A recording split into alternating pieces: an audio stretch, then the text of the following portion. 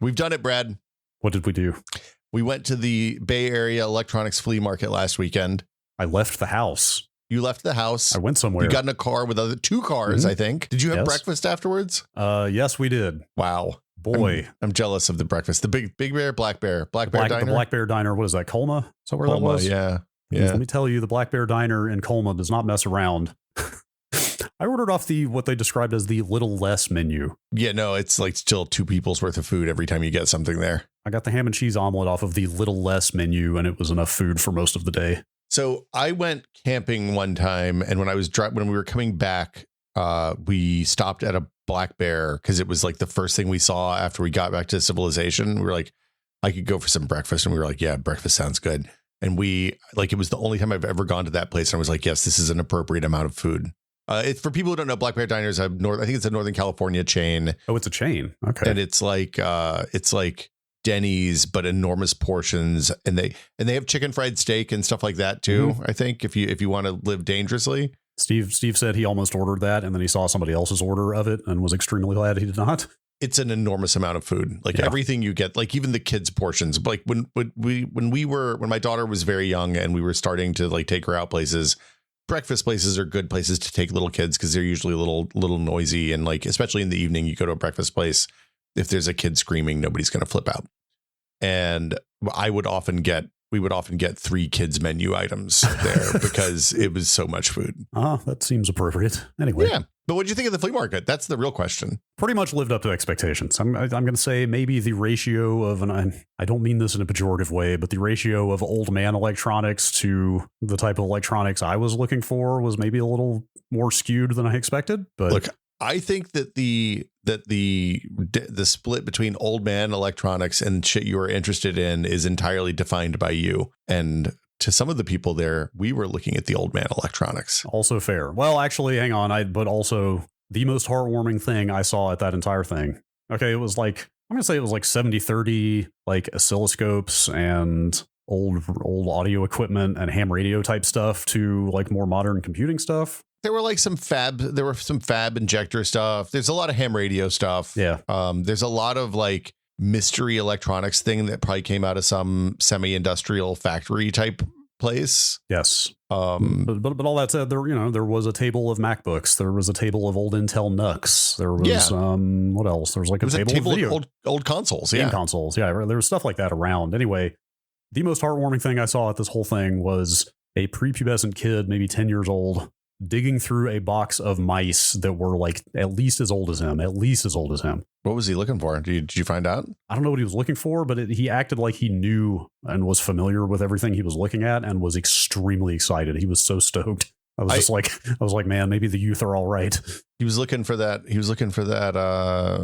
Intel Mouse Explorer 3.0, the last good mouse. I think he had an Intel mouse in his hand. Actually, when he was getting all excited, his dad sounded like he was telling him like, okay, you can't get all of them. It was like, oh, you need to pick 1 or 2. I liked there's a woman in the back who last time we were there told us her mom worked on the Quantum Bigfoot, which was, if you don't remember, Quantum in the 90s was like, what if instead of making hard drives 3.5 inches, we made them fit in the 5.25 inch bay so they hold more stuff. Oh wait, that's what the Bigfoot was? That's why it was called the Bigfoot. Oh, it's because it fit in the big bay. I have to look at a picture of this. It was big. It looks like a 3.5 inch drive, but wider and longer. That's a large hard drive. It was a big hard drive. It wasn't great. It was really, really slow, if I recall, because the extra mass on the platter made it not spin as fast as I can't remember the details, but they were bad drives. Okay. Yeah, I believe it. But this month, she had just a shipping box for hard drives filled with like, they were mostly like 1 and 2 terabyte drives at this point, which it's just on the realm of like, is this a value or is this e-waste at this point? It's right on the cusp of becoming e-waste to me. I'm going to say most of the stuff from the last 15 years there was right on that cusp. Yeah, well, I mean, the laptop vendor who's I think almost always there with like refurbed Lenovo and MacBooks and a couple of Dell like XPS machines, but there were a ton of really nice ThinkBooks, like 8 gig, 7th, 8th, 9th generation ThinkBooks that would have been fantastic if you wanted like a Linux workstation for your main Linux driver. For sure. So yeah, it's good. It was good. Yeah, it was a fun Did you time. find anything? I bought some Kapton tape. I bought a roll of Kapton tape for $2. I thought it was funny that you just got something that you could get anywhere. Like that place also just serves as like, hey, here's your electronic supply if you need it. This is not just old artifacts and interesting curiosities. It was also just supplies. Well, except the Kapton tape, $3 roll of that thickness of Kapton tape is pretty cheap. Like usually that would be $5 or $6. So I got it half price. I felt pretty good about that. Yes, but it's a far cry from the Apple new products flyer from the Apple III era that one of our friends bought for like $2. That was pretty good. I did flip through the laser discs. There was a guy there selling laser discs and LPs. No QED discs. Sorry. He also had some other interesting artifacts from the BBS era. Brad, anything you'd like to share? I don't want to talk about it. Brad, what did you get?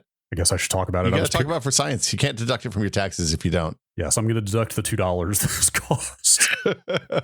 I was peer pressured into buying a compact disc read-only memory. Yes. What is on it? Is it music? That was often on, or a video game? Called Combined Fantasies 2B. Oh, what, like, is it like a fantasy game collection or some sort of like Zork, like a bunch of text games from the early 90s? You know, it's still in the shrink wrap, so I couldn't tell you. It is.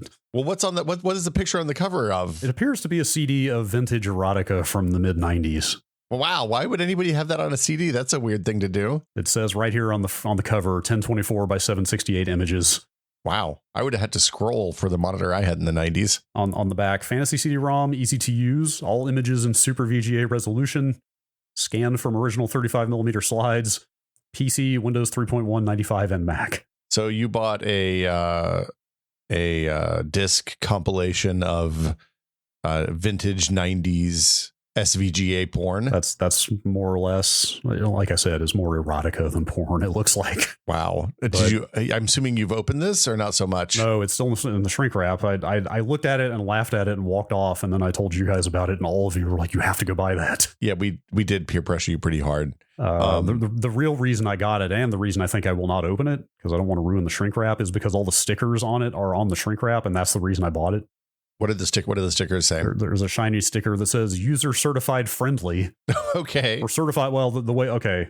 I guess it's meant to be read certified user friendly, but the way it's written is top to bottom. Anyway. Yeah.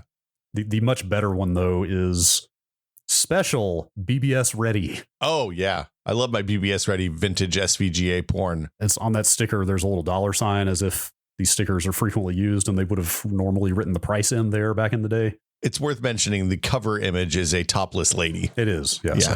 I should. But it was really that BBS ready sticker that I was like, okay, I can't not get this. This is such a bizarre artifact of early 90s, like pre-internet online culture. Does BBS even count as online culture? I mean, BBS you have to dial in. It's kind of on. You are on a line technically. Yeah, I think. Look, this is the kind of CD material that gave AOL a foothold in America, right? Like BBS is all.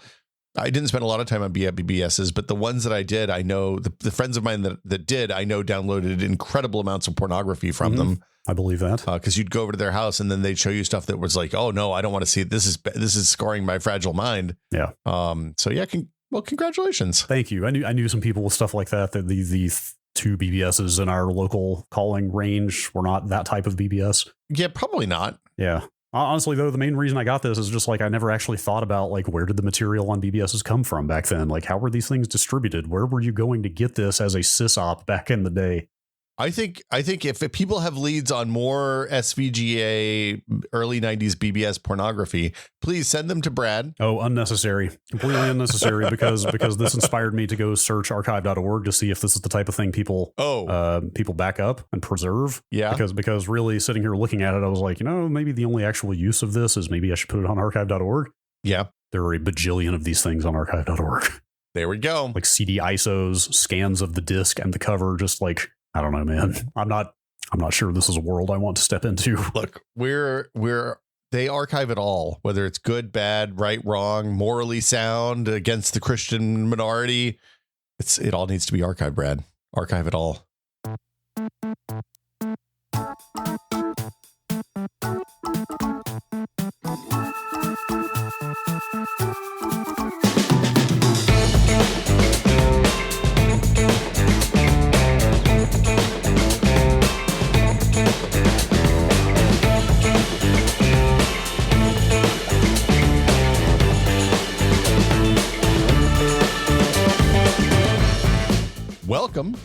to Brad and Will Made a Tech Pod. I'm Will. I'm Brad. Hello. Hi. I feel exposed.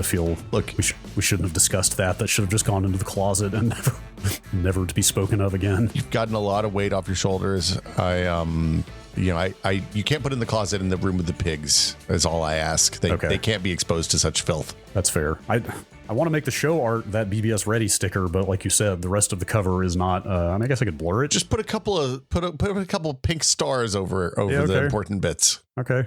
I guess like the 90s vintage effect would be to just make a hard oval and just use the blur tool on that. Just like a really bad Photoshop or like MS Paint effect. Or like if it was later in the 90s, it would be a giant moving thing put on with a video toaster that says "too hot for TV," and then it would be advertised at night during South Park. Yes, right. Yeah. The thing I'm really excited about now is going to the Vintage Computer Festival in a few months. Oh yeah, actually, it's not that far away. Next month. 2 months. No, it's August. I thought it was June. July. Maybe it's the pinball thing in June. That one's going to be bad. Yeah. Because if there's old paraphernalia from like Sun or Next or some of those big heavy iron workstation companies from the 90s there, I'm going to have a hard time resisting buying something like that. Last month, there was a guy that had an SGI that was kind of banged up, an O2, I think. But there wasn't as much old. There wasn't as much old weird this time. It was more, there were a ton of oscilloscopes. There weren't as many oscilloscopes and like circuit testers and stuff this time as last time. Or last time is this time. I think if I had one old computer that would be like a white whale situation, or that I would actually consider, it's probably a Spark station, like the pizza box. Really, that over an Eric's box or a? That's what our computer labs at school were full of back in the, when I was in school. That was our workstation in the computer lab with the transflective laser mice and the shiny mouse pad. I don't think so. I think they had just ball mice. Oh, we had the ones with the laser mouse, but you had to put on the special pad. Because it reflected the light back, and it had to reflect the light back in the same direction every time for the mouse to work. Wow. Yeah, it was very cool. We weren't allowed to use them for anything but writing C code. Mm-hmm. I've said it before. I've still got the C++ that I wrote on those Spark stations. That's bonkers. Brad, what are we doing today? It's the last episode of the month, I believe. Yes, it's the most magical time of the month. Traditionally, that means it is the time that we turn your Q's into our A's. It's the question time. Yeah, if you have a question, you can send it to techpod@content.town. Or if you are a member of the Patreon and in the Discord, you can go to the Question Seeking Answers channel and post your question there. We'll be swallowed by the void and spit out 29 to 1 days later in the form of a Google Drive document that we then go through, read all the questions and select the ones that we want to answer the most. We've noticed something lately, though. Which is that sometimes there are harder questions in here than maybe fit for hey, we're going to spend 5 minutes talking about this kind of episode. Yeah. So I think we're going to start compiling those harder questions and maybe doing an occasional long questions. Hard questions episode, long questions episode. I don't know. Yeah. Or questions that require more research, let's say. Yeah. Like some of these I can kind of speak to, but not with enough authority to want to commit it to podcast. Yeah, they might make a future potpourri episode, I guess is maybe the way to look at it. But yeah, so if you have questions, if you want to support the pod, you can join the Patreon. You can go to patreon.com/techpod. It's $5 a month. You get access to the Discord. It's great. A lot of lovely people in there answering questions about stuff like audio interfaces and compressors.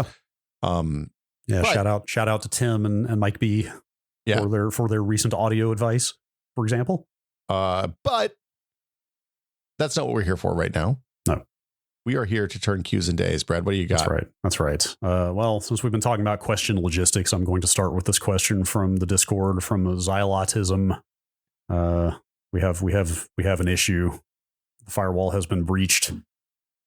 I'm now staking out this channel in a pinned browser window so I can spy on all the questions forever, or as long as my browser doesn't refresh or kill the tab. It's worth mentioning that the you post the questions and the question disappear thing is not infallible. And if somebody is sitting there and staking out the channel, they will see the questions indefinitely. That's right. We kind of envisioned it more as the kind of place that you dip in and then just leave. And, but you do you. Yeah. Well, look, we've provided the disclaimer many times. Don't put anything super private in there. If there's something you really want only us to see, send it to the email address. I guess we should say. Yeah. That's probably the best way. Us and Uncle Google. Yes, it certainly is possible that people will see that stuff. Mhm. All right. Gerard from the Netherlands. I'm not sure. Is that a hard G? I don't know. I don't know how Dutch works with the G's. Dutch is Germanic enough, I believe, that I'm guessing it's a hard G, but who can say? Why do you guys like SCART so much? Please explain. I don't know that I can claim to like SCART. I've never actually like seen it in person. I don't think I've ever touched a SCART connector on either end. So the reason people liked SCART from like video game preservation people and old video game playing people in the modern era like SCART because it separates luma and chroma, like S-Video does. Yes. It's like or even separates the individual colors as well, right? Like S-Video is just chroma on one pin, I believe, right? Yeah, it's chroma on one pin, luma on the other, right? And SCART, the others. Yeah, like SCART, like component separates the RG and B chroma onto each separate pins, right? I think is right. That is correct. I think, yeah, it does actually separate all three. Sorry. Okay. Yeah, it was, but SCART also can have component with just Y and, yes. Yeah, SCART can be many different things depending on what device you plug it into. Oh, okay. Is SCART one of those? SCART's big in Europe, we should say. So Europeans are probably yelling at the radio right now. Like yeah, some territories had tons of SCART. We had none here, but is SCART the kind of thing where SCART is the physical connector and like how it's wired and how the pinout is used is variable? Yeah, so SCART is a 21 or 10 pin wired connector. Okay. It's a big, wide looking chunky thing. And depending on whether it's RGB or CVBS, it's 10 or 21 wires. Okay. Sometimes it's bidirectional, oddly. Oh, huh. I just saw that recently. Actually, I was generously gifted a RetroTink 5X, and in the manual it says it takes both regular SCART, like RGB SCART, but it also does, I think, composite over SCART. Yeah. So as well. The neat thing I think about most things is if you had SCART, you could get the worst case was that you would get an S-Video like signal where you had luminance and chroma separated, and it can go all the way up to component where it separates each color onto its own wire. Yeah, so I think there are minor differences, but component and VGA I think are roughly equivalent to RGB over SCART, right? Component like the three the three analog RGB plugs, and then VGA separates the luminance in each color individually. My understanding is those are all more or less the same in terms of the quality, like perceptual quality. Yeah. So any of those that you have should be fine. And in the case of SCART, that's just what a lot of people use in the retro community because it was so big in Europe and because it's the best case for analog output is my understanding. It's not if you don't have component before component became common. Yeah, they're not like pin or signal compatible though. Like I've been looking at like the Mister does VGA out, and to do that, to convert that to SCART, you need a cable that's got like a resistor in it. It's not just a straight like wiring thing. Weird. I don't understand too much more about it than that, but they're not exactly the same, but they're pretty equivalent. Analog stuff is weird. It is. It was also required in a lot of Europe, which is why it's common. Like in the US, we didn't have it. In Japan, it didn't have it. Man, I wish that had been more standardized. Yeah. But then I wouldn't get to do that fun CRT mod one day. Yeah. Dave in Sheffield, again from the emails, is mayonnaise chicken? Yeah. Got eggs. Yeah, but I don't know. I would be more inclined to say mayonnaise is eggs. But eggs are eggs chicken? The eggs are pre-chicken. I mean, the eggs come out of a chicken. That's not chicken yet comes out of a chicken. No, not an egg, not yet a chicken. That's my determination. I bet if you're allergic to chicken, you can't have mayonnaise. You think? I would think so. Is there? I've never heard of a chicken allergy. Is that common? I've never heard of a chicken allergy either. I was just hypothetically saying. I bet somebody who's allergic to chicken is also allergic to mayonnaise, thus making mayonnaise chicken. Is mayonnaise egg whites or egg yolks? Yolks. Whites. I'm asking because mayonnaise looks like it would be whites because of the color of mayonnaise, but I feel like it's the opposite. I feel like every time I look this up, I'm surprised to find that it's actually the opposite of what I expect. So it's funny. The first recipe on Google, which I don't know if I trust anymore, says just use whole eggs instead of separating. Oh, okay. But it's oil and egg yolks typically. Yeah, and a fair amount of vinegar, right? A little bit of vinegar or lemon acid. You need a little bit of acid to emulsify the oil and the yolk, and also to make the raw eggs safe. Raw eggs are safe. The only problem with raw eggs is salmonella, which you get from contamination generally. Because the ones we eat now are processed and yeah. You have to mess up to get salmonella from like store-bought eggs. Oh, is that why eggs are so dodgy? Because they're through effectively an industrial process at this point? Yeah, so eggs, like normally in lots of the world, eggs are not treated after they're picked from the chicken coops.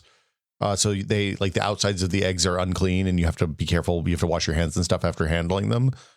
In the US, we run them through a whole process that takes the membrane off of the outside. And that means that they have to be refrigerated after that process happens. It's why if you get chickens in lots of Asia, eggs in lots of Asia, you don't have to have them. They can just sit on the counter and it's fine. Interesting. Yeah. The more you know. Yeah. About eggs. Josh from Colorado.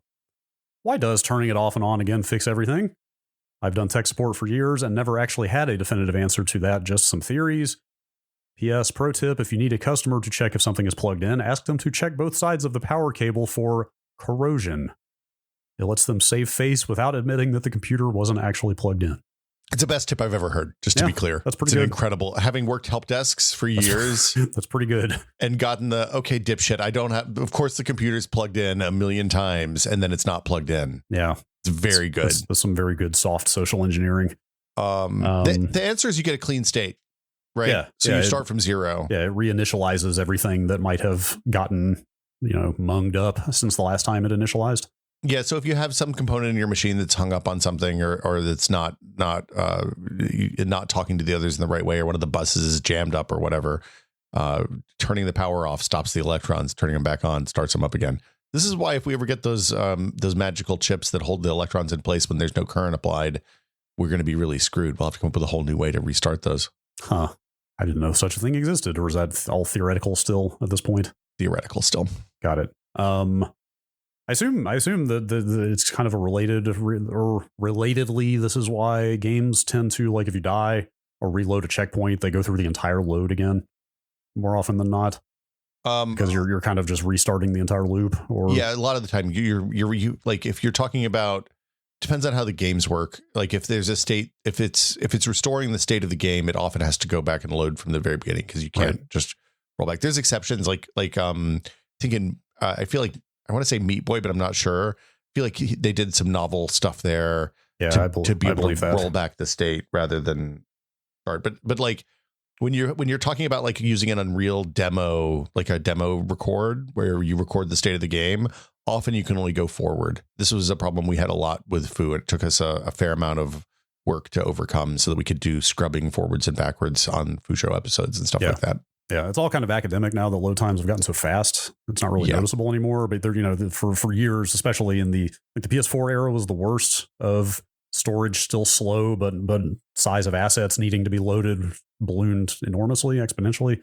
Where like you would walk 5 feet from the checkpoint and then hit reload, and it would still have to go through the entire minute long reload again. Yeah, I mean, you're talking about Skyrim, I think, probably, right? Or any big open world game like that, where it felt like it should have cached all the assets, but you still had to wait through the whole thing again. So, some were better than others. I think a lot of times now on the engine level, I don't know if this is something you have to fool with, but a lot of times it'll save the assets and the game state separate if you set up your project right. I remember getting all excited at the first big technical talk that Mark Cerny gave about the PS5, like before they had even like really announced the console, which incidentally was a really weird giant bomb talk over. Because it was like, oh my God, they're going to talk about the PS5 for the first time. And then it proceeded to be an intensely technical hour of Cerny talking about things that most of the audience couldn't care less about. Was that at GDC? It might have been adjacent to GDC. I think it was their own event because they live streamed it. It was kind of something they promoted. Anyway, weird.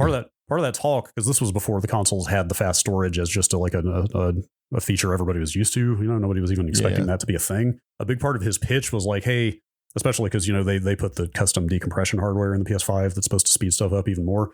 A big part of his pitch was like, hey, we'll be able to stream assets off the storage as fast as you can pan a camera, like in a first person game. So like, hey, you'll be able to have like an environment around you that is entirely populated by unique assets, no repeating of anything. And your view frustrum can be the camera. What's displayed on camera, and we can stream assets faster than we have to worry about predicting which way you're randomly going to look. And then the cap on that turned out to not be the speed of the storage, but the ability of human beings to generate enough assets to populate a world like that. Yeah, like it's insane. It's impossible to pay people to generate enough assets to make an entire world full of unique assets. Fractal complexity is hard, it turns out. Yeah. Who knew? Yeah. Anyway, Discord question from Brian. I work as a systems administrator, and the other day I was cleaning out an ancient cabinet in my server room where I found hundreds of copies of Windows NT 4.0, NT Server 95, and 3 sealed big boxes of Office 97. What would you do with these aside from disposing of them appropriately?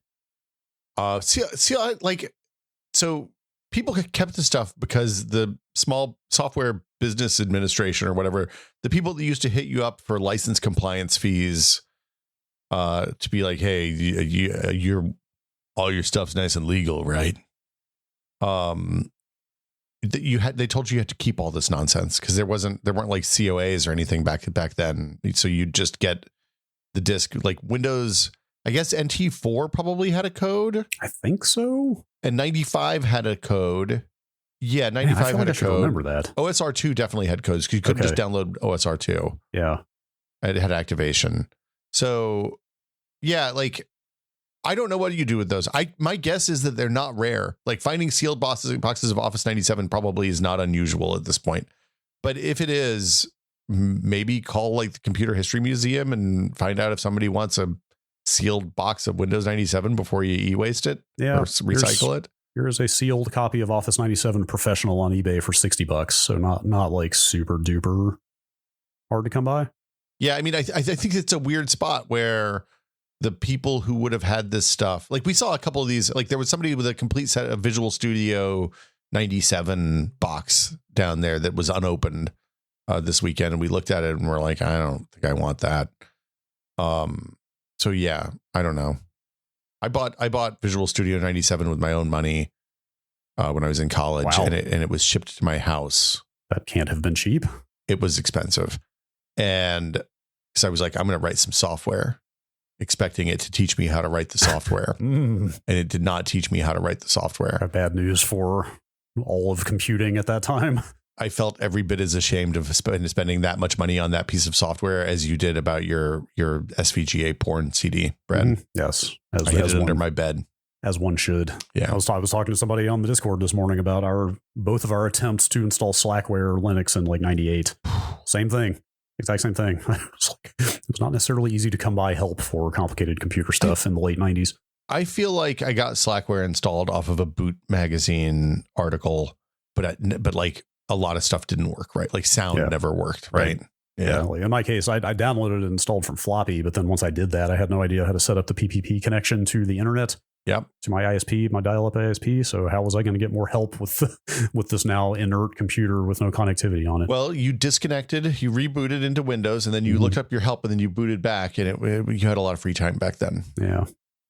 Okay, this is an interesting one. Ambush Penguin Charlie. When you drive to someone's house, do you park in their driveway? Why or why not? I will park in the driveway, but I'm Midwestern enough to also feel some strange guilt about it. I never thought to feel guilty about this. So, like when I grew up in Tennessee, people had big driveways, right? Because it's like there's a small lot is a quarter of an acre or half an acre, right? And if you've gone on a farm someplace, of course you park in the driveway because they have a big circle or some loop or something that you pull through. Here, I often will park and block somebody's driveway. Like if I'm going to somebody's house in the city and I know it's just me going over there, I'll absolutely park them in and block them from coming out of their garage. But I wouldn't ever park in the driveway blocking like the sidewalk or whatever. It's like, this is a different rules situation, I think. Yeah, I guess so. In our case, like we would always just move cars if necessary. It's like if somebody needed to get out, and especially if it was a big gathering, that was inevitable anyway. Somebody who had gotten there early would always want to leave earlier, and then you'd have to go out and move your car so they could get out stuff. Well, and like I went to one of my daughter's friend's house the other day who lives on a kind of steep private drive. Like there's like 5 houses on this privately maintained driveway, and it was windy. There's a cliff on one side. There were a bunch of big flower beds and a wall on the other side. It was really scary. I would have happily parked at the bottom and walked up had I known what the turning around situation was going to be like at the top of that one. Here's my question, Brad, is will you back into somebody else's driveway to turn around? Like if they're sitting there, their garage doors open, they're hanging out watching football or something, and they're in there. People you don't know? Yeah, people I don't know. Oh, no, definitely not. Yeah, see me either. even if it didn't look like they were even home, I would still feel weird about it. Yeah, I don't. I'm like if like the motion light turns on in their garage, I'm going to be mortified. Yeah. I don't think I can't use somebody's driveway that I don't know without permission. Yeah, no. Fernando asks, what are your evergreen games, movies, books, etc. you keep going back to over and over? Oh man, I still play Spelunky 2. Oh, probably twice a week. Man, I feel like that didn't quite catch the way the first one did. It was I think the like the end game for that was insane. Like unreasonable. Yeah, like beating Yama was a thing people could do, but all the shit that you have to do to actually beat that game was most sane people looked at and were like, oh no, I'm never going to spend 10 hours doing this. Okay, that kind of helps explain why I felt like I never heard anybody talk about the end of that game, because nobody did it. I play a lot of roguelikes as comfort. Like I play Dead Cells and Hades, but like on the reg, just because I can always pick those games up and have a nice time. Yeah. I don't really tend to revisit stuff all that much. Like I did a rewatch of Star Trek The Next Generation in 2015, which God help me was almost a decade ago now. Yeah. But I rarely ever do the same thing twice just because I'm constantly having to consume other stuff for work. I often, like if I'm having trouble sleeping or something, I'll often put on like a movie that I've seen 100 times, like an old Marvel movie or Clone Wars or something like that.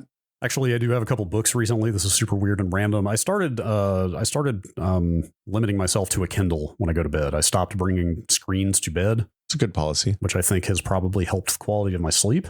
Yeah.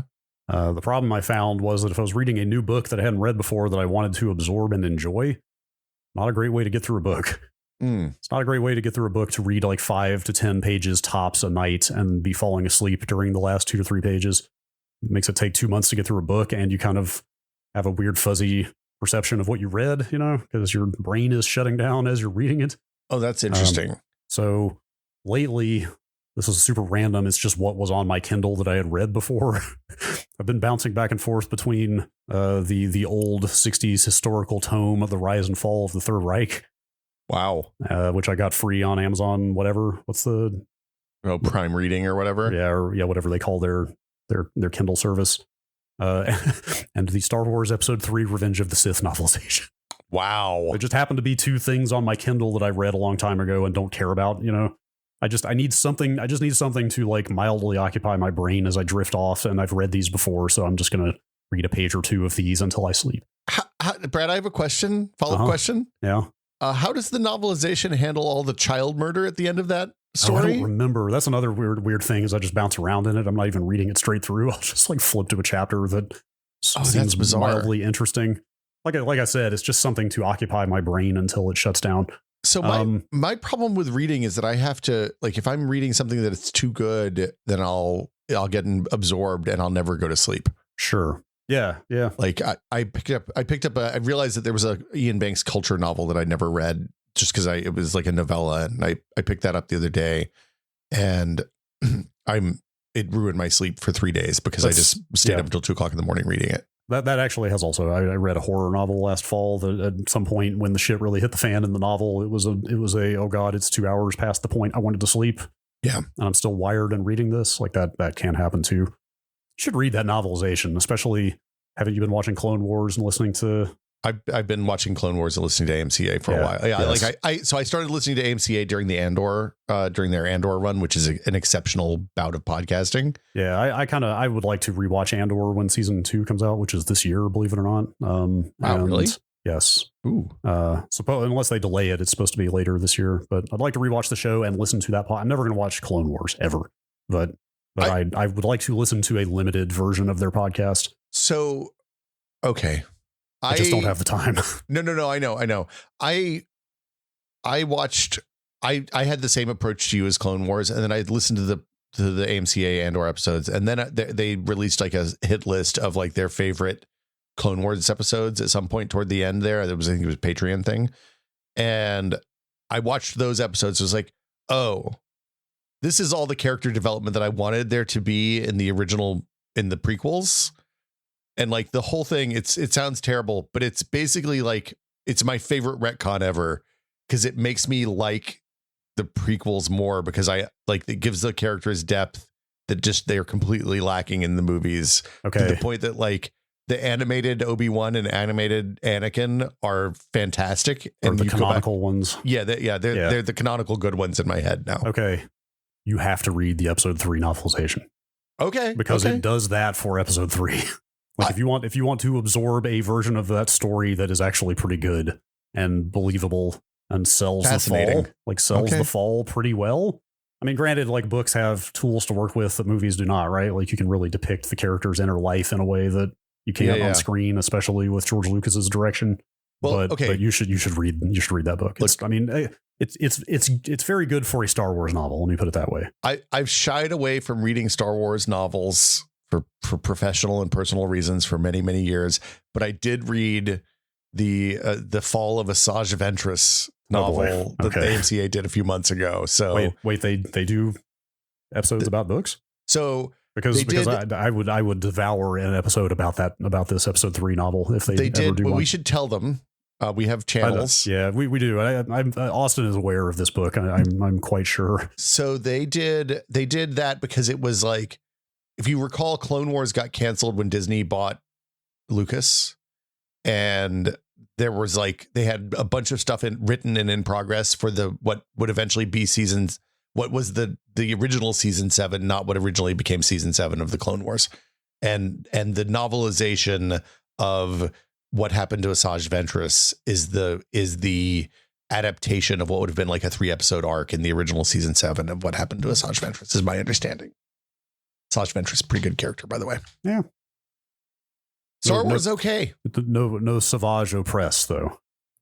Isn't that how you say it? Look, Savage Opress is it actually Savage? It's Savage. They say Savage. It took me turning on the subtitles to realize what they'd done. So I only ever encountered that character through people talking about it online for years and didn't know there was a different pronunciation. So I thought it was Savage Opress for a long time. So there's that. There's a Mon Cal prince named Prince Lee Char. Mm-hmm. Charlie. Tuna. He's a fish man. Oh yeah. Well, there's a bunch of bad names. There's a bunch of unfortunate naming. Nothing will ever top the minor episode 2 character, Elon Sleazebagano. That's pretty good. He's the death stick vendor.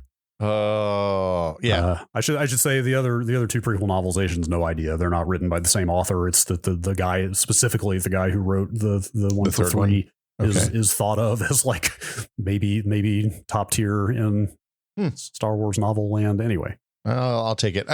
Anyway, Clone Wars pretty good. Yeah. I'm gonna say you should watch you should watch the cut list is the thing. It's like 20 episodes. I'll you can do that. Maybe when I retire. Yeah. If I retire. Yeah. What else we got? Noda Pure. Okay. A podcast I listened to recently stated that all great podcasts have an enemy. If this is true, what is the Tech Pod's enemy? Oh man. Who is our enemy? Do we have a nemesis? I don't think it has to be a who. It could be. What is our nemesis? It could be an abstract conceptual enemy. Is it Reichert? No, I don't think so. I like Reichert. I don't know. Why would he be our enemy? I was just trying to start some shit, honestly. Oh, we need beef? Yeah, I was like, what would Reichert do? He would start a fake beef and, get the internet all riled up. This is some kind of stealth marketing campaign. Something about boneless wings. I don't know. I don't know. I feel like my enemy is lack of free time to tinker with all the stuff I want to tinker with.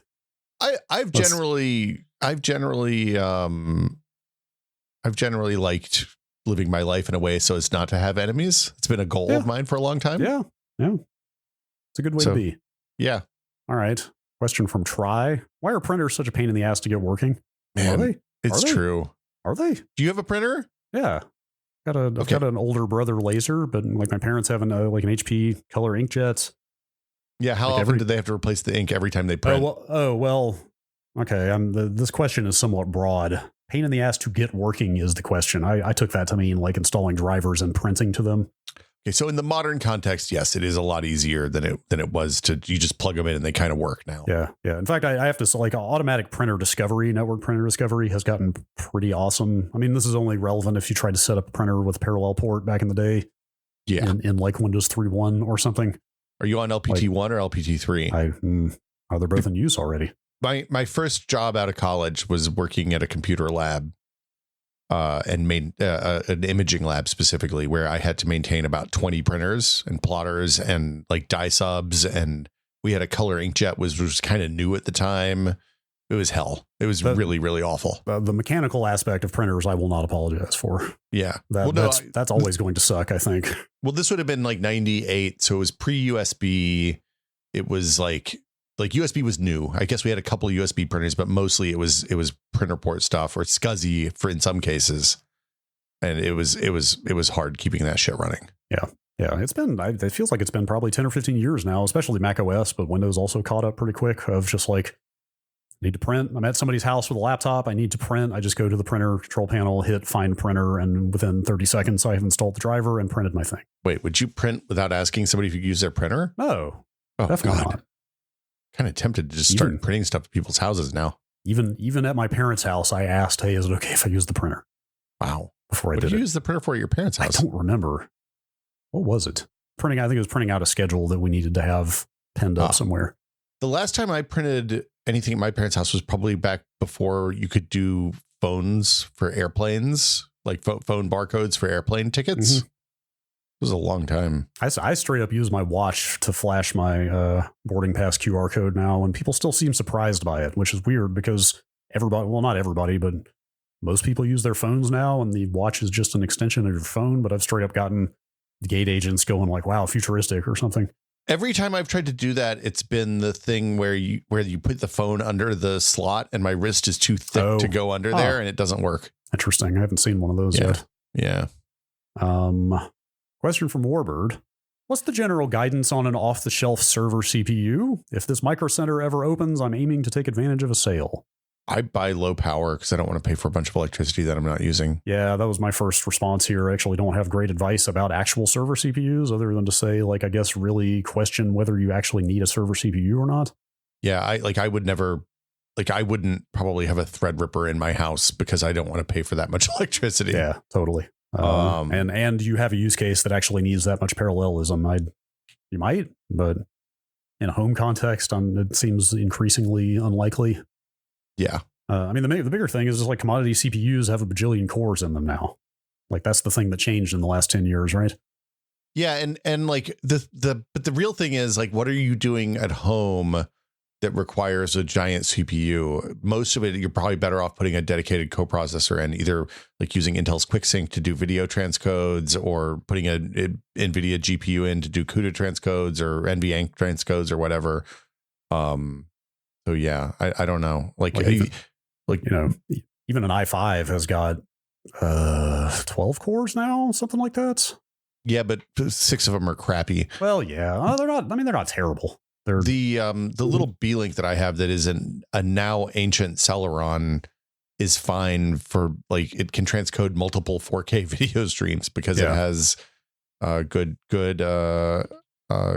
acceleration. Like it's bonkers. Yeah, the only other thing I could think of is like in the past, if you wanted ECC memory, you had to get a Xeon, but that's not even the case anymore. Like all the consumer, like AMD forced Intel's hand on that. So even if you want that kind of memory, you can pretty much use an off-the-shelf CPU at this point. I don't know. I don't know that I see the use case.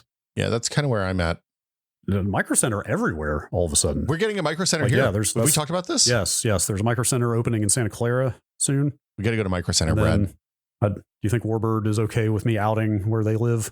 I wouldn't out them. Just say they're in the South generally. Yes, they are in the South. Let's say in the general vicinity of where we are from. Love Alabama football is my understanding. But a Micro Center is opening right near there as well. So like, I guess Micro Center is expanding all over the place, which is awesome.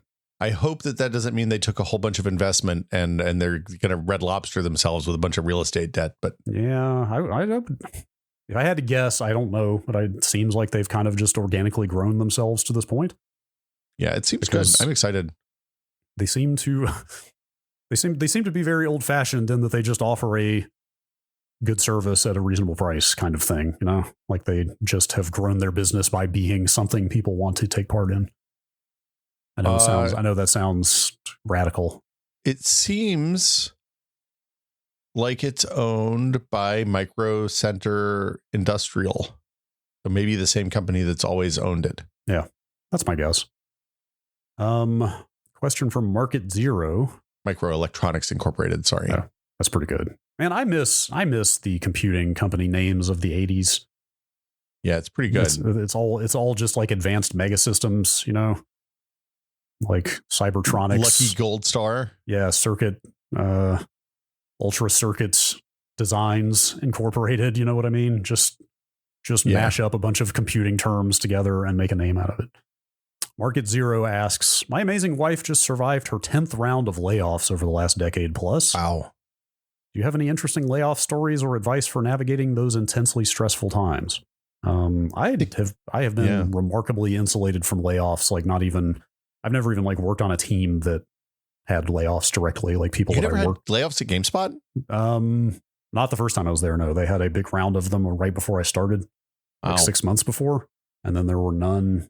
I was there for 5 years, and there were none in that 5 years. Oh, you missed all the 2001. So I started at Future in 2000, and in 2001, when the .com stuff bombed out, we laid off. We had 7 rounds of layoffs over like a year and a half. Yes. So I started in January 2003. So the last round of .com bursting layoffs happened like 6 months before that. Yeah, it really sucks. My advice would be to go find someplace to work that doesn't do layoffs and fuck those people. Yeah. Layoffs are, just to be clear, all that happens would, at least in my experience working in the publishing company, the thing that happened when layoffs started happening is that all the people who were really smart, and there were a handful of loyalists who loved the company and wanted to do loved their magazines, loved the work that they were doing, and stayed for a long time. I think I'd like to slot myself into that category. And I was learning a lot, that was whatever. But the thing that happened is that we stopped being able to hire good people, and people were like, oh, I can go make a lot more money doing literally anything else, and left.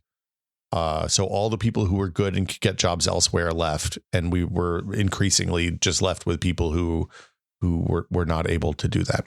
And it stunk. It was bad. The media landscape is a bit rough. Has gotten ever rougher, let's say, since that time.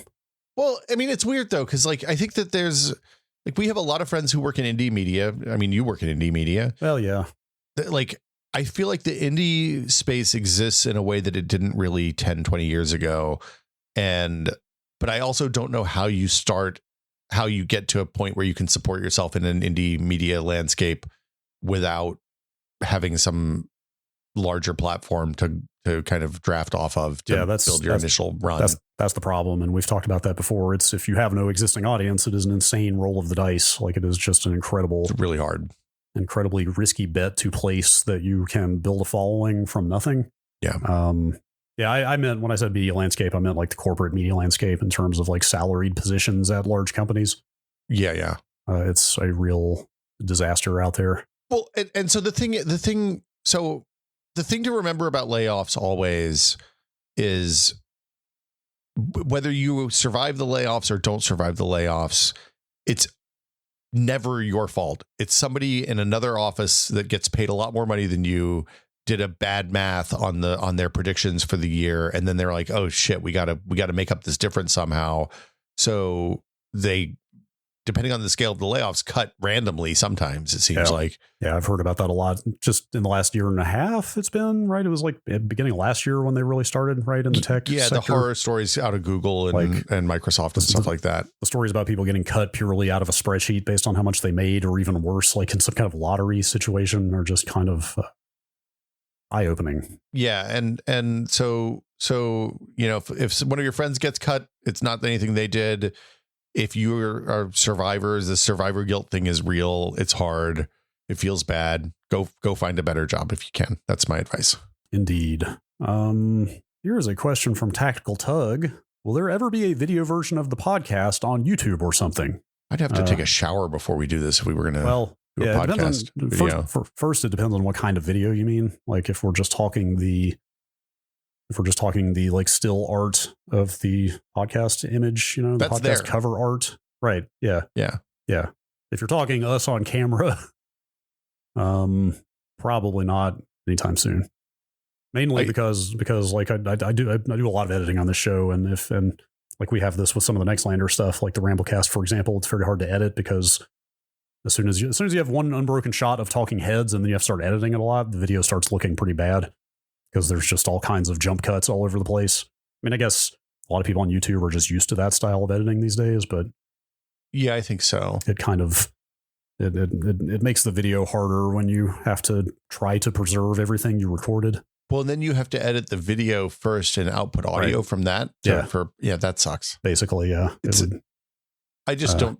We talked about this when we started, and part of our deal was like the idea of this was that I would get up in the morning and drive up to Brad's house, and we'd sit down on Saturday morning and record a podcast back in the before times. Yeah, and the Twitter handle was Sweatpants Tech Pod because I was going to wear sweatpants every day because I wasn't going to take a shower before I think I did take a shower, just general principle, but thank you for that. You're welcome.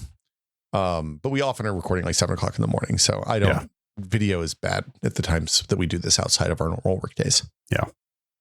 Yes. There's another question from Try that I found pretty interesting.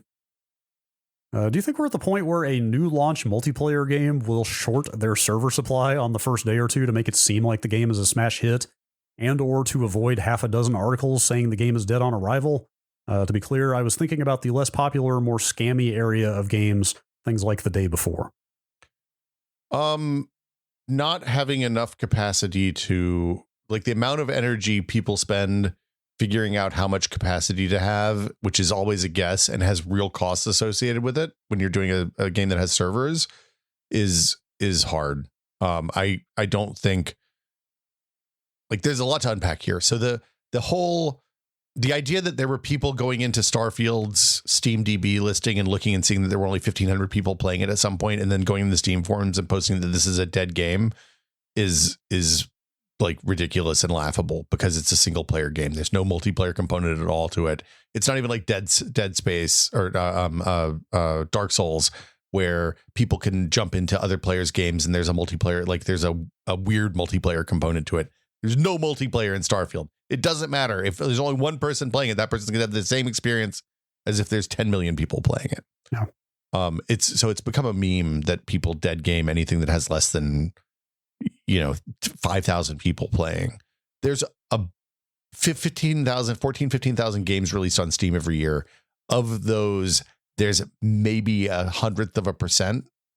It's like 150 or 200 are going to have more than 5,000 people playing at every game.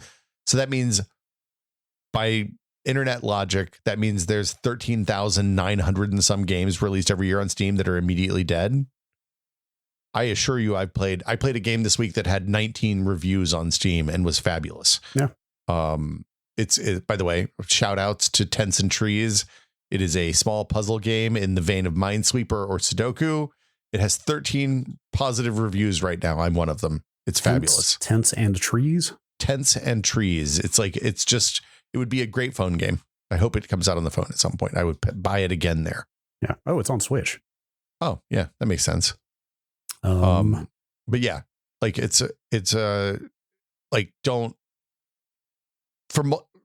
especially for multiplayer games like Helldivers or Left 4 Dead or the Anacrusis co-op games that are like 3 or 4 players, play those with your friends. It doesn't matter if there's a pool of players if you make friends that like those games and those kinds of games and you play those games with your friends. Yeah. That's my advice. Probably safe to say anybody who's short on server capacity is it's because of budgetary constraints. They are dying. If they are short on, like, I assure you that when Arrowhead launched Helldivers and they had 300,000 people playing and they flipped the switch to add double the servers and then it immediately filled, somebody there was screaming silently into the void and it was the worst day of their life. Yeah. Right. Like you wouldn't do that on purpose. Yes. Here's another technical video game question, also from Tactical Tug. How do game updates work? I've just had an update to one of my Steam games. The download itself was 107 megabytes, but the update or change to disk was 34.2 gigabytes. I highly doubt it's all down to compression, so what's going on here? Seeing as you've got experience from the game industry, I'm hoping you've got an answer. That is such an extreme disparity. I don't have an answer for that one. That's how it works all the time now. So Steam changed this came up a lot in like 2020 when they changed the way they do diffs on the files. So they started using a different kind of compression and an unpacking mechanism that I think isn't as supported on older hardware. So it got a lot slower on like 8 8800 CPUs and stuff like that. The gist is probably that's a game that packs up everything into a relatively small number of files. So, typically on a like the difference between a dev build and a live build of the game is that on the dev build, you just have the entire Unreal project, all the assets and stuff are just floating loose on the file system. And that's great, but writing a bunch of small files takes a long time, and you don't get the full throughput transfer when you're downloading from Steam. So it takes a long time to do the initial install of the game. And also, if you're worried about people ripping off your assets, it's not encrypted and all that stuff. When you make a live build of the game, it typically puts it all into like these giant zip files that are often encrypted, and those will download at full speed because it's one big write instead of a bunch of small writes. Now, the bad thing is when you're talking about an encrypted file and you're doing a diff on the encrypted file, it has to go through the entire file starting at the beginning and probably touch every bit on that drive. So what became a download issue before suddenly becomes a disk throughput issue. And if you're on a spinning platter drive, it's going to be really, really, really slow. If you're on an SSD, it's less of an issue because it'll kind of work itself out. There's no like kind of disk ordering that Windows has to do to make sure that the file loads fast. But often it's just like scanning the entire file and looking for the bits that need to change, and then moving on to the next one. Yeah. And Steam handles this. This isn't something the game developers have any control of. When you make a build for Steam, you package it up, you use some Steam command line tools. It goes up to the server, and Steam looks deep into its heart and diffs out all the makes diff files for the different versions of the game that are out there. The more you know. Yeah. About video game patches on Steam. IS343. With Will loving the driver assist features on his new car, have either of you heard of or looked into the comma driver assist technology? The whole community is open source and allows people to tap into the car's computers and sensors via the ODP port, along with the device's own cameras and sensors with self-driving models. It's great for keeping you in lane and sensing other cars. It also has cameras pointed into the cabin to track the driver's face and eyes, yikes, to make sure they are paying attention. It doesn't require any other steering wheel jiggling or touching, so it's very convenient. It also keeps distance with cars in front of you, so it can slow down with the lead car. I've had it for a few years now, and it's been amazing. It's always a chore when I have to drive a car other than my own because I end up missing all of the features. Because it's open source, previously unsupported cars can be added by the community. There are also community forks of the code base to add other features not supported in the upstream. So I looked at this. I thought it was interesting because I hadn't heard of it, and it is supported by my new car. It's like a $1,200 phone-sized box that you glue onto the windshield of your car. And it has cameras, 2 cameras facing forward. It's like a 360-degree camera that kind of faces a wide angle forward, and then one that's actually pointed off in the distance for cars, so it detects cars further away. My understanding is it taps into the ODP port and it controls the braking, gas, and steering, but doesn't necessarily use any of the onboard sensors for the car. So if you have like radar sensors on the car, stuff like that, it doesn't actually use that. I could be wrong on that. It's a little unclear, and I think it maybe varies based on the model, what's exposed in the ODP. But yeah, it was interesting. I didn't know this existed. I don't know how I feel about running. I think the current version is 0.95 or 0.96. Mm-hmm. I don't know how I feel about running beta open source driving software on the road and testing that. I don't think it's any worse. At least it's reviewed. I don't think it's any worse than what Musk and Tesla are doing with their stuff, where they just kind of cover it up if they accidentally kill a few people. It would be hard to be worse. Did you see this? Did you see that video going around of somebody driving, granted in heavy fog at night, but rolling up on a railroad crossing with a train actively using the track? If the fog is heavy at night, it should say, "Yo, I can't drive right now. You have to drive." Yeah, like it fucking just cars just speeding toward this moving train at full speed until the guy jerks the wheel at the last second and veers violently off the road. So I would also say I don't know that I love the driver assist features on the car. I'm cautiously optimistic about them. It was nice when we did the long drive, but I'm like the cabin facing camera is a requirement, I believe, for the higher than the L2 systems. Like you need something that maintains whether the drive that ensures the driver's paying attention. My car does that by assuming you're touching the steering wheel by feeling motions in the steering wheel. Some cars do it with capacitive sensors on the steering wheel, so you just keep your hands on the wheel. I think the eye thing is probably better because it does mean you're actually looking forward, not just driving with your fucking phone out or something stupid. But yeah, they have a bunch of good videos. The thing that's interesting about this is they're feeding video back to they're training new models with the video from the stuff that's out there so it's two things. Comma.ai is the hardware, and then the open what is it? Open Pilot is the open source project that theoretically work with any hardware, but I think realistically only works with this for right now. So yeah, like it's an interesting thing. I don't think I'm going to spend $1,200 putting this on my car. But conceptually, I guess it's interesting. And I guess I like open source for this better. I don't know. Yeah. Versus again, what Tesla's got going on. Yes, probably.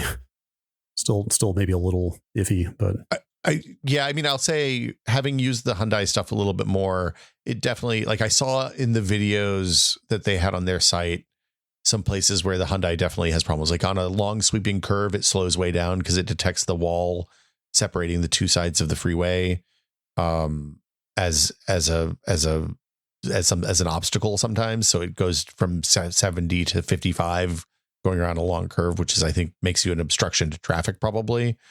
I don't know that I would ever be comfortable using this, at least right now, with on like a non-divided highway. Like I'm anxious about non-divided highways and self-driving, as occasionally erratic as mine is. Yeah, I can see that. 250 supported cars though. That's pretty good for this. Yeah. I rode in your car. We were talking about doing an episode about your new car at some point. Yeah, we can do an Ionic episode if people are interested. That's quite a screen on the dash. I'll say that. Too big, or do you like it? Not too big. It's just I've never seen one that big, and especially, well, now I'm just burning episode here. But yeah. Okay. It's kind of a 2-panel. I mean, it spans literally the entire kind of instrumentation area. I wish we had a little more time. I'll have to come up and I want you to see the HUD and stuff too, because the HUD is a thing. It's a stupid thing, but I actually really, really like it. Yeah, the passenger can't see that from that angle, and I'm surprised to hear you say that actually was useful and not a nuisance. Yeah, well, I mean, it just means that I never look down at the console, right? I'm always eyes on the road. Yeah, that's probably ultimately a good thing. It's the same reason we use them in fighter pilots, so I can kill people more effectively. Mm-hmm. Do you remember? God, was it in the 80s or the 90s? Those dumb little like gag gift like laser gun strapped to your dashboard things. Oh yeah, like you had a button and you could. Yes. Yeah. You could like laser blast the car in front of you with this dumb little doohickey. Yep, you could buy them at truck stops all over the South. Yep. Good times. I bought one with pocket money on a road trip with my parents one time and scared the shit out of my dad as we got back in the car. Sure, that went well. It was great. He was thrilled. A couple more questions here real quick. Knackbit. How do you guys deal with all the USB cables you collect over the years? If you're like me, you have no less than 3 drawers or containers in your home with a big ball of USB cords. Is there a good software or hardware solution to identify the spec of the cable in order to determine what speed it's capable of charging at and to a lesser extent bandwidth? Do you have any tips on organizing them? I'm not aware of any way to test. I'm sure there are cable testers out there. Boy, would that be useful. So this came up at PC World the other day. Gordon had this $15 thing he bought from, I think, AliExpress. I went and found them on Amazon. If you search for USB cable tester, there's a whole bunch of devices that will plug in between the PC and the cable and will tell you what the charging spec is of the cable or the device that you've plugged in. Will they also show data protocol? They do not show data protocol for the most part. The expensive ones show data protocol. Okay. The $15 ones are mostly just power. Ironically, this is more of a problem now. Like, pretty much anything prior to USB-C, you could tell by looking at it, like blue cables were USB 3. Of course, not even USB 3 isn't USB 3 anymore. Now it's like 3.1, 3.2 Gen 2. Well, there's a lot of USB 3 power cables that are USB 2 data. Because real USB 3 cables are pretty short. Right. At least they were for a long time. Now they're getting better. Under 5. No. It was under 3 meters. 3 meters. But for 3.1 or 3.2 or whatever the fast one was. It's even shorter. It's really, really short. It's like a foot and a half. Yes. Yeah, the advent of USB-C though, like USB-C can be so many different things that you can't tell without or just by looking at it. Yeah. Like this is just more necessary than ever, unfortunately. So the one that I saw is hold on, I lost the page because I went and looked at this B-Link a minute ago. Oh yeah, I'm looking. Yeah, these little USB voltage testers are everywhere. There's a whole bunch of different models out there. I almost bought one a while back. There were like just enough Amazon reviews on it.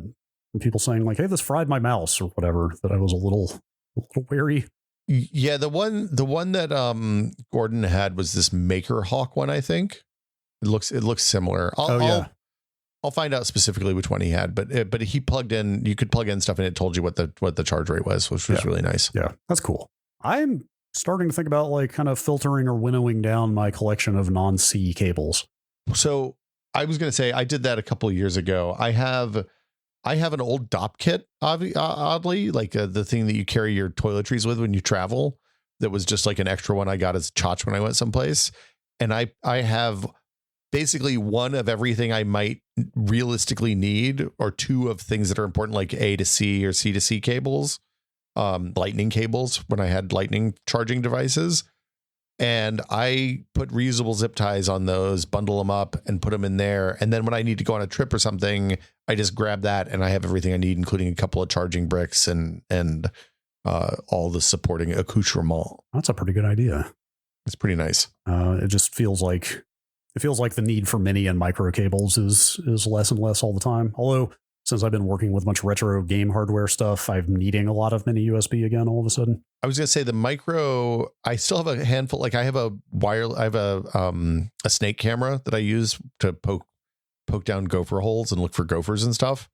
That is still micro. And then oddly, it's like Wii U Pro controllers. Oh yeah. Are the only mini thing I have left, I think. Anything from like 06 to 2012, 2014, 2012, let's say. It was like that was around when the mini to micro transition happened. Yeah. Like I needed 2 mini cables the other day because I was trying to dump PlayStation memory card saves. Yep. And the DualShock 3 and that little memory card dumper both needed mini USB cables at the same time. I used a mini USB I thought I could charge my old point and shoot camera for my kiddo. And it turns out you had to use the standalone battery charger with that. The camera didn't have a charger built into the device, which makes sense, I guess, given that they were trying to make them really small. Yeah. I was thinking about tossing kind of most or all of my old cables and just getting like 3 or 4 retractable. Do you trust the like nope. USB A on one end and like 3 different USBs on the other end, like a micro, a mini, and let's say a C?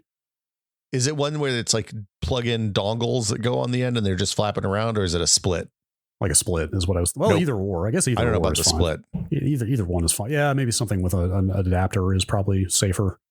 Yeah, I don't know. The thing is, I have so little. Like my phone charges on a pad. Usually, if I'm traveling, I just take a pad with me.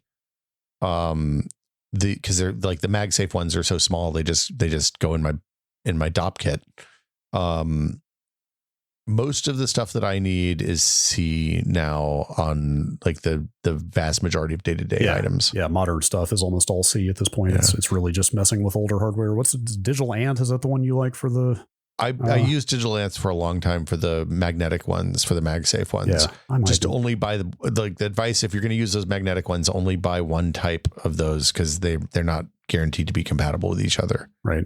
For C, I bought one of those it was kind of expensive, but it was a silicone USB-C to C cable.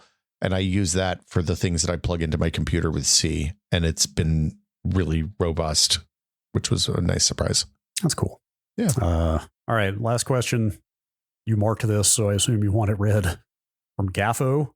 Is Will aware of the class of permanent adhesives that have a very low overtime failure rate compared to traditional adhesives? They're known as fasteners, and they're relatively new. I myself find screws, a subset of fasteners, particularly useful for attaching things to the bottom of my desk, like headphone hooks. I also have had luck with field-based adhesives, colloquially known as magnets. Apparently no one knows how they work, but they seem like magic. I would highly recommend you look into these for your headphone mount. Well, the magnet wouldn't work because it would come off. Like I'd knock it to the side and the magnetic force would not hold. I thought about screws, but I wasn't super sure where I wanted to have this when I put it on. So I used the permanent adhesive instead because I know I could heat that up with the heat gun and get it off. Yeah. Looking at a headphone hook, it's kind of annoying to get to the screwing in portion of it because the hook part overhangs the screwing in portion in a way that would require a fair amount of finaglery. The real problem is that when I'm laying underneath the desk, I would rather not have to like lay on my back and use the drill above me. It's uncomfortable. Yeah. Fair. I'm old. Yeah. I also I kind of hate putting holes in things that if I don't absolutely have to. I try not to. Unless it's like, I mean, this desk is so old, I don't care. I've nailed some stuff into the back of it before. Because who cares? Because this desk is not moving with me anywhere. It's just going on the curb. Okay. Someday. But any kind of like nice desk with like a real wood desktop or something, I would hate to drive screws into that. Yeah. So my desk is, the good part of my desk is the legs because it's the sit stand. The top at some point will change. Like I like the top that I have, but it's it's maybe an argument for getting a desk frame that can accommodate replaceable desktops easily. Yeah. Seems like kind of what a lot of people do now. Like a lot of people like those like butcher block countertops from IKEA for desktops. Yeah, the other one that I really liked was the dry erase top. I think that's a cool idea. Interesting. So then you have like a big writing surface on your desktop, which you like it necessarily has to be kind of impermanent because you'll smudge and lose stuff. But that's a very slippery desktop, though. It is a slippery desktop. Yeah. There you go. I think that's the end of questions. If you have questions for us, the email address is techpod@content.town. The question channel on the Discord is question seeking answers. And if you would like to join the Discord, you can for $5 a month by going to patreon.com/techpod. We're a listener supported show, which means we take money from you all and no one else, at least for right now. Mm-hmm. We've been talking with some potential advertisers, so that might change in the not too distant future. Yeah. We'd love to know your feedback on that. But yeah, thanks to everybody who supports the show. And again, it's patreon.com/techpod if you would like to find out how you can support the show. It's the end of the month, so we would like to thank all of our patrons, but we want to give a very special thank you to our executive producer tier patrons, including Andrew Slosky, Bunny Fiend, Paddle Creek Games, makers of Fractured Veil, David Allen, James Kamek, Joel Krauska, who unfortunately I forgot last week. We appreciate with extra special appreciations to Joel. That's right. Jordan Lippett, Twinkle Twinkie, and Pantheon, makers of the HS3 high-speed 3D printer. It's the end of the month, so that means we also want to do shout-outs for our associate producer tier patrons, including Alejandro Navarro, Andre M. Burke, Andrew Dicey Should Dice, Shoal Dice. There's a hyphen there now. Pronunciation guides in the... I appreciate that. Arthur Gies, Ben Talman, Brutal Kerfluffle.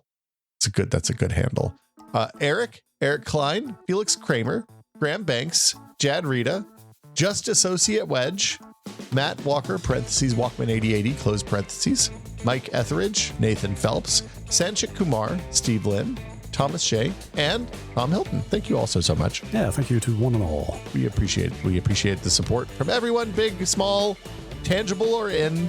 If you don't or can't support the pod, go leave a review on iTunes. We love that too. Yeah, tell your friends. Yeah, maybe get a billboard. I don't know. Yeah, a little light graffiti. We have to go. There's something you need to know. See y'all next week. Bye, everybody. I have to tell you why we have to go. Why do we have to go? Techpod.content.town is down. We have to fix this. Oh boy, that's bad. See you next week, everybody. Bye, everybody.